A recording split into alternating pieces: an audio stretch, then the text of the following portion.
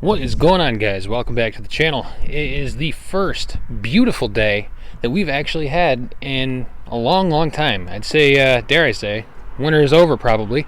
It's about 60 degrees out, it's sunny, and I've got a day off, so we already know what a day off is. We're gonna sit out here and do some wrenching. So today is a video that I am super excited about. This is one of the more major videos that I've been excited about doing. If you guys follow us over on Instagram, you probably saw a couple of the clips that we shared. There's been some parts showing up in the mail and some changes are happening, and today we are actually going to start ripping apart this exhaust manifold and the turbo. And over here, let me show you the goodies.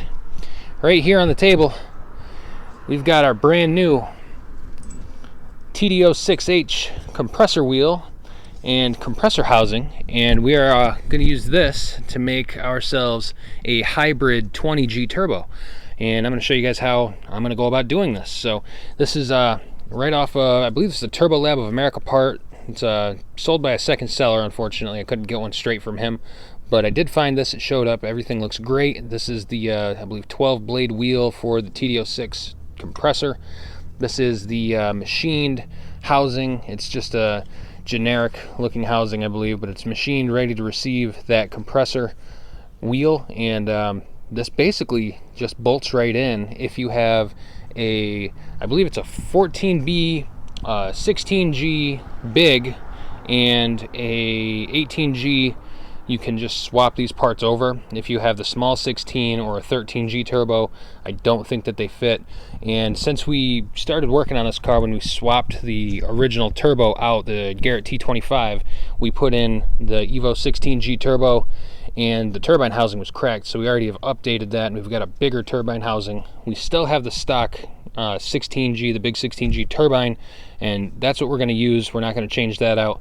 I don't have any shaft play or anything crazy going on with this turbo. It's in great health. So today we're going to pull the manifold off. We're going to take off all the lines. We're going to pull off the water line, the oil feed line, the oil drain line, and I'm going to try to disassemble this thing without actually taking the entire turbo out. I'm just going to take the center section out by removing the clamp that's on the turbine to the CHRA bearing housing there.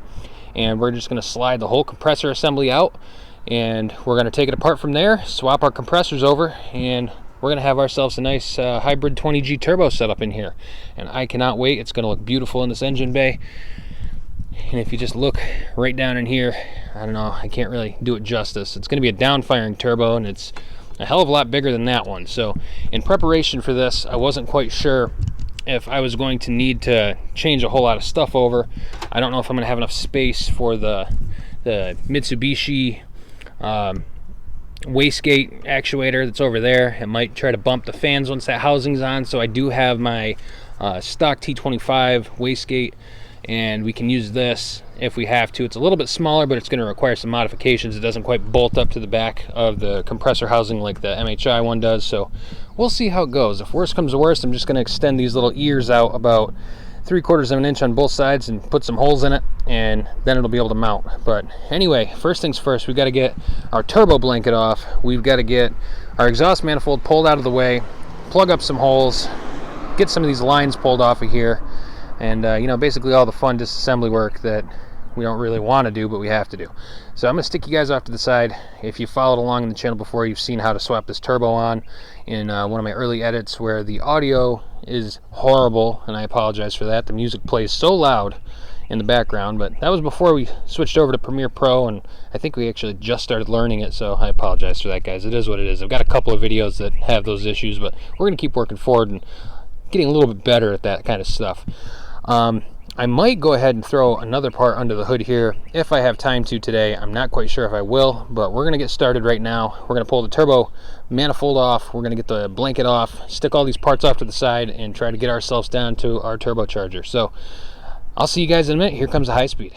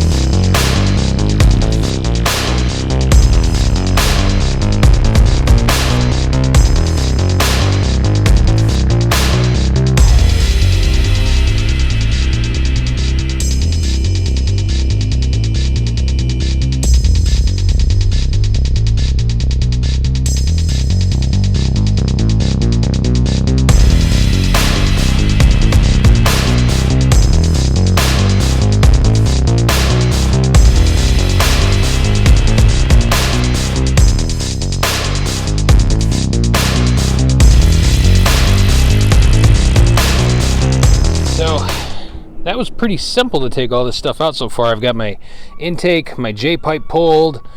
Something, if you guys are out there using J-pipes, I found these socket head fasteners right here end up working great to go right into the turbo itself instead of having a bolt, because there's really not that much room once you get that flange on there. We've got the manifold out, we've got all the gaskets, the bracket by the power steering's pulled. Like I said, the J-pipe's out. I've disconnected the water lines, the oil feed from the head. That's a extreme PSI part, comes right off the side of the block, well, the side of the head right here. All that stuff's pulled off. So the only other thing that I've really got to worry about is getting the oil drain line pulled off. And what I'm going to do is crawl up underneath the car. I'm not going to record this part, but at the top of the oil drain, it's right on the bottom side of the bearing housing, right below it. I'm going to take that off, just the 210s. And I didn't drive this since yesterday, so all the oil should be settled. I didn't have anything seep out of the top here. I plugged everything up so nothing's going to fall in anywhere. And what I'm going to do is, once I get that disconnected, this band, it's basically a V-band. There's a, I think it's going to be maybe a 12 millimeter bolt on the front side here. I don't know if I can show you it or not. Let me see if I can zoom in and show you. Yeah, you can see it right there. That little guy right there. I'm going to disconnect that. And hopefully, I also sprayed some penetrating oil down around this V-band, because I know that the center section and the turbine housing like to get really hot and fuse themselves together. So I'm going to spray some more penetrant in there. I'm going to disconnect that drain line at the top of the turbo here, and hopefully I can just pull this water line off, and this whole front section, the bearing housing and the compressor, should just come right out, and I don't have to worry about trying to crank out these monster bolts that are over here holding the O2 dump on. That plan worked perfectly. If you look down here, we've got our turbine housing still attached to the O2 dump. Didn't have to mess with that. Got a bungee cord holding it up to that little ear for the motor mount. There's our actually our 2G oil drain pan, or oil drain line rather, that came out of the stock Garrett T25, and they're not supposed to fit, but you can see I wallowed out the ears on that, so I put some 10 mils with some big washers on. Hasn't dripped a little bit at all. Not even a drop has come out of that of oil. So anyways, that worked. We ended up pulling apart a pretty pile of parts. You can see I've got an upper radiator hose, my intake. Down here I've got my manifold, all the other stuff, whole plethora of bits. But here's the piece. We came all the way through this. We got all this stuff yanked out. Here's what we were after. This is it. And if you look down in here, you can see there is a nut right there, and this is reverse threaded, so it's righty loosey, lefty tighty. And we have access to the nut on the back of the turbine wheel too. Now this one is affixed to the rod going straight through to the front. We're not going to go too crazy with disassembly here. All we have to do is crack off our water lines, the banjo bolts. We have to take and crack this bolt free inside of the compressor and take out the big snap ring on the back of the housing. We can put the Big Daddy turbo on and be good to go. We've got it sitting on the healing bench here. We're going to first remove this big snap ring. Let me see if you can kind of see it. If you guys want to know how to take apart one of these bad boys, I got a video back before we installed the 16G, rebuilding this a little bit, going through it, cleaning up some stuff, swapping out the turbine housing, etc. But I'm going to pull the snap ring out, and then I've got a couple of wrenches that I'm going to use. This is again the rod that goes straight through. This turbine has a rod like made into it, so this part is going to basically stay where it is, and once we get this compressor off, we're just going to remove the nut on the compressor blade, the wheel. So once that nut comes off, we should be able to slide our old 16G compressor wheel off, put the new 20 on, and then start putting this stuff back together.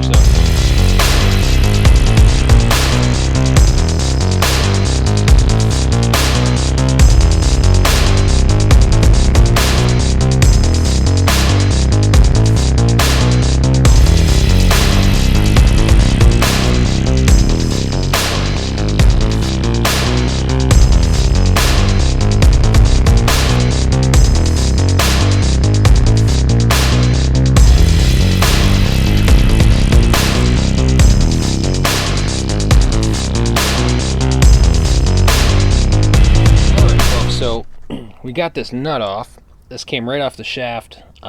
It's a different looking nut Looks like it's specifically made for turbos, I'm sure, or something like that. But anyway, this main nut came off. We're going to stick this off to the side. There is Loctite on the shaft on these threads, so it's a little tough to get off. But I watched the rebuild video for Turbo Lab of America, and he was telling people to get it snug and then just give it another, I believe it was a quarter turn, so we don't over tighten anything. But if you look here, you can see the face is a little dirty, so I'm just going to clean this all up, just wipe it all off real nice and smooth with a I'm going to use a little bit of brake parts cleaner.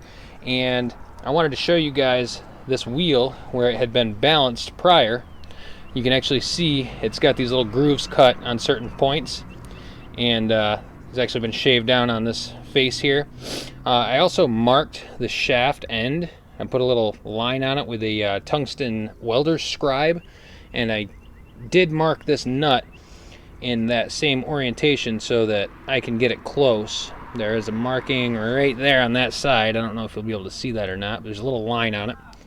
So we're going to try to put the new one on and just get it close, because obviously the right way to do it would be to take and send this whole thing out after it's been put together, have it balanced, and they'll send it back. Well, we're going to do this on the cuff, so I don't think that it's going to be too terrible. I don't think it's going to hurt anything. I've seen Jaffro do it, and a bunch of other people have done it.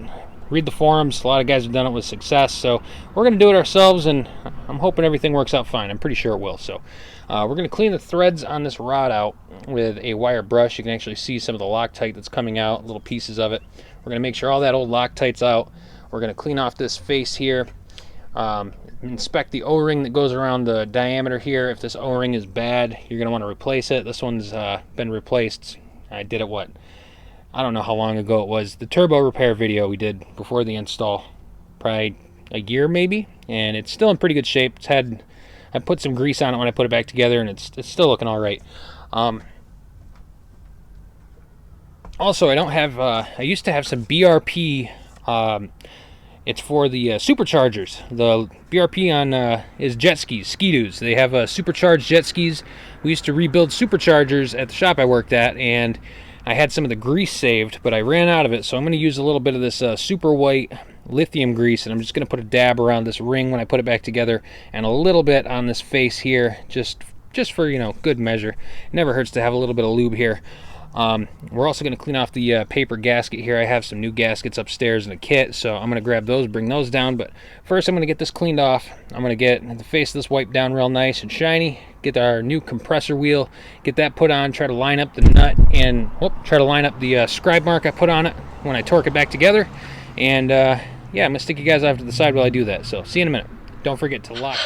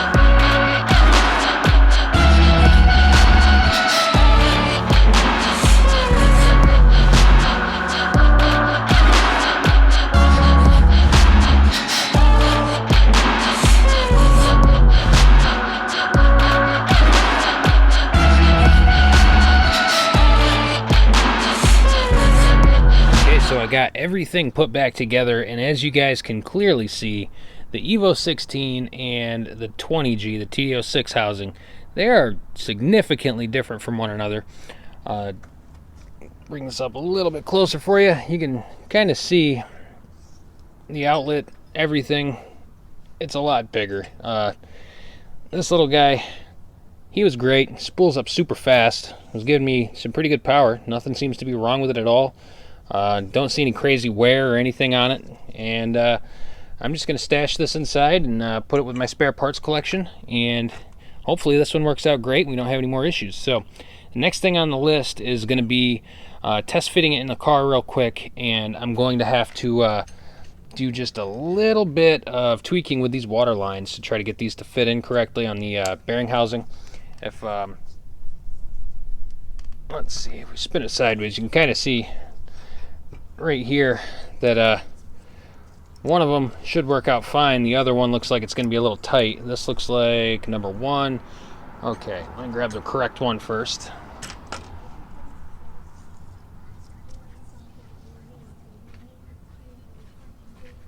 So you can throw this bad boy right on here. It looks like it should fit fine. The other one I'm going to have to probably heat up and do a little bending. And once I get it all bent into shape, hopefully I don't crack anything. If I do, I'll just run some soft lines to the little banjo fittings and just cut them shorter or something. But we'll see how it goes. I'm going to get after this, and I'll show you guys what it looks like once I get it all put back together. Finally, we've gotten this thing in here. We've got it hung.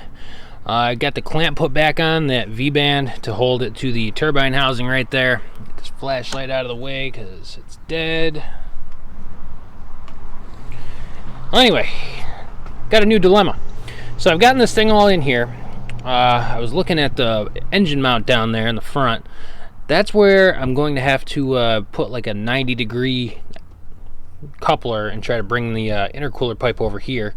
So I just have to go across about 6 inches of space. I've got some spare pipes and some spare couplers, so we'll make it happen. The other thing, this water line is not fixed. This is the rear water line. It looks like it'll fit on there perfectly fine. I've got a bungee cord kind of holding things up, but that's nice and flush. It reaches over fine. I'm going to probably just pull it a little further up this way because there's a little bit more steel line underneath there, so it'll reach better. Clamp that on, put new crush washers, all that fun. The other side, however, is going to be difficult. This is the old one, and I believe it reached back like this. Or no, it came down and back like that, and it went up and under. Well, now there's a compressor in the way, so we can't do that. So what I'm going to do is I'm going to cut this off right about there, about, I don't know, 2 inches out of the bottom, and I'm going to run a section of rubber hose from that nipple where it hooks up right down there at the end of the hose. I'm going to go up and under here. I'm going to hook up to this, and I'm just going to, you see what I'm going, I'm going to drag that under and connect right here to the front side of the bearing housing for the coolant return. I believe that's the return side, and the other side's the feed side.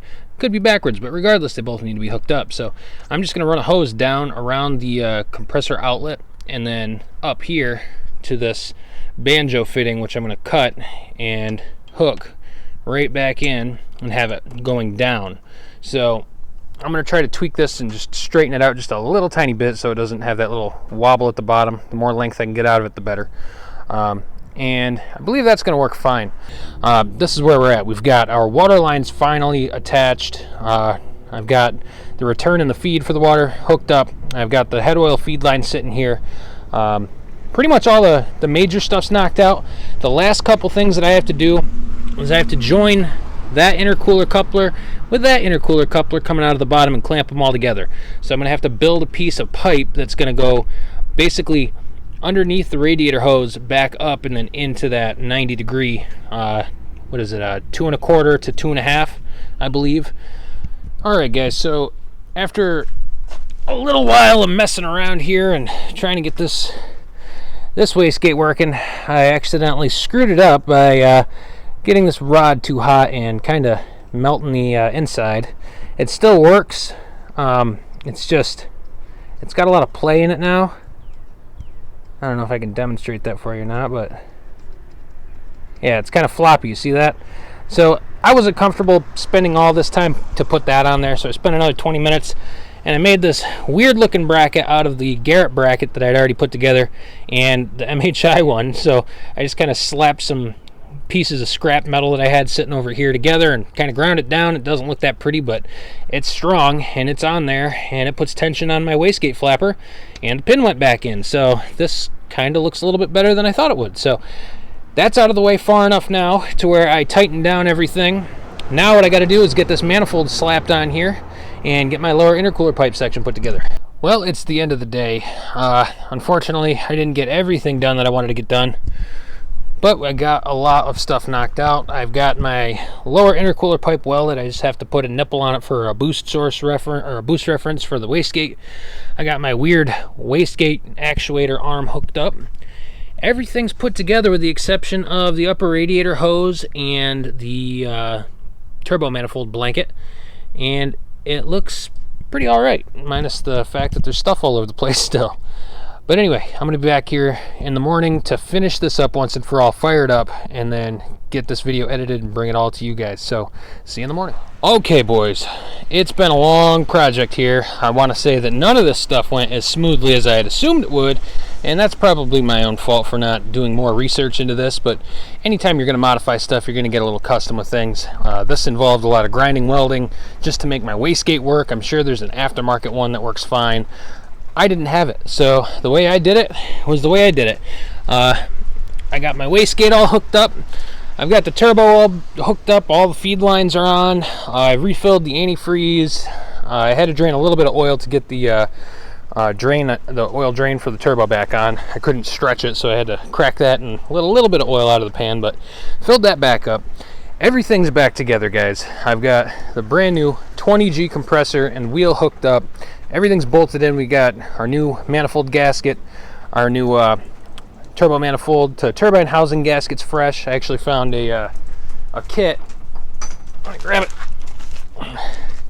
This kit right here that I bought a while ago, I totally forgot about. It's got a bunch of return line gaskets. It's got a J-pipe gasket. It's got the O2 housing gasket, a couple turbine housing to manifold gaskets, a bunch of stuff. It's a great little kit. It's ES72787 from Felpro.